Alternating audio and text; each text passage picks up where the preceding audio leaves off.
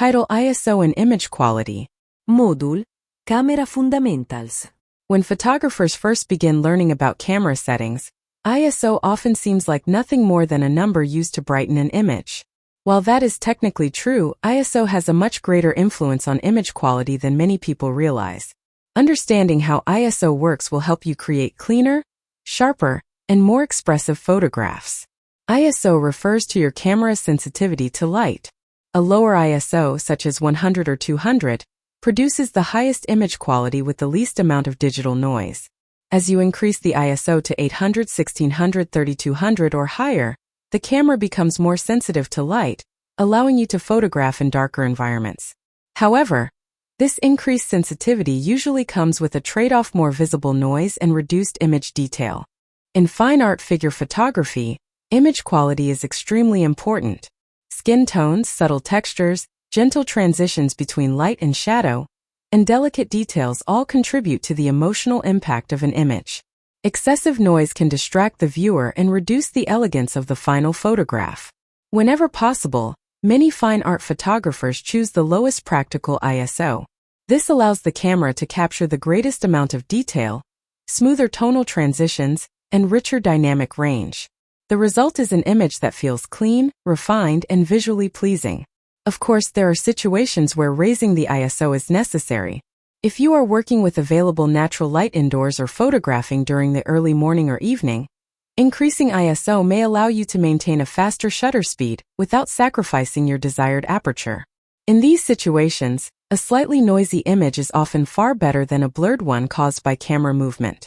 Modern digital cameras have made tremendous improvements in high ISO performance. Cameras that once struggled at ISO 800 can now produce excellent results at ISO 3200 or even higher. Even so, understanding the strengths and limitations of your own camera is essential. Every camera model performs differently, so spending time testing various ISO settings will help you discover the balance between brightness and image quality. Another important concept is dynamic range. Lower ISO settings generally preserve more detail in both bright highlights and deep shadows. This becomes especially valuable in fine art photography, where soft lighting and subtle tonal variations often play an important role in creating mood and atmosphere. Lighting can also reduce the need for high ISO settings. A simple reflector, a window with soft natural light, or a well-positioned studio light can often provide enough illumination to keep ISO low, while maintaining excellent image quality. Learning to control light is usually more effective than relying on higher ISO values. Some photographers worry too much about avoiding every trace of noise. While clean images are desirable, technical perfection should never become more important than artistic expression. If a higher ISO helps you capture a meaningful moment, the emotion within the photograph will often matter far more than a small amount of digital grain. In fact, some artists intentionally embrace a modest amount of grain because it adds character and atmosphere to an image. The key is making that decision deliberately rather than allowing technical limitations to dictate the result. One useful habit is to think of ISO as the last exposure setting you adjust. Begin by selecting the aperture that creates the depth of field you want. Next, choose the shutter speed needed to maintain sharpness or capture movement. Then raise the ISO only as much as necessary to achieve proper exposure. This workflow helps preserve the highest possible image quality.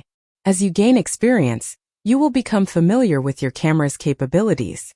You will know when ISO 100 provides maximum quality, when ISO 800 remains virtually noise-free, and when higher settings begin to noticeably affect detail. This knowledge allows you to make confident decisions in any lighting situation. Ultimately, ISO is not simply a technical setting. It is one part of a larger creative balance between light, exposure, and artistic intention. The best photographers do not chase the lowest ISO at all costs. They choose the ISO that best supports the image they want to create. Because in fine art photography, the goal is not technical perfection alone. It is to create photographs that communicate beauty, emotion, and meaning with clarity and purpose.